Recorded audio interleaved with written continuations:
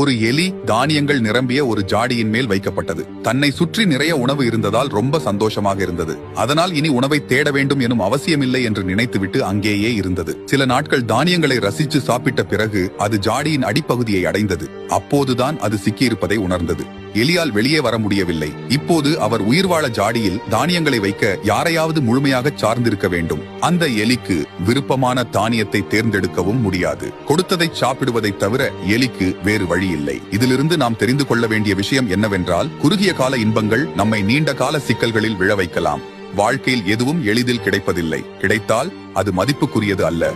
எனவே நினைவில் கொள்ளுங்கள், குறுகிய கால இன்பங்களில் மிகவும் வசதியாக இருக்காதீர்கள். உங்கள் இலக்குகளை நோக்கி தொடர்ந்து பணியாற்றுங்கள். உண்மையான வெற்றி அர்ப்பணிப்பு மற்றும் கடின உழைப்பால் கட்டமைக்கப்படுகிறது. வளர்ச்சியின் நோக்கம் மக்களின் வாழ்க்கையை ஊக்கம் அளித்து மேம்படுத்துவதாகும். எனவே எங்களை ஏற்கனவே ஃபாலோ பண்ணிருப்பீர்கள் என்றால் கங்க்ராச்சுலேஷன்ஸ், நீங்கள் வளர்ச்சியின் பாதையில்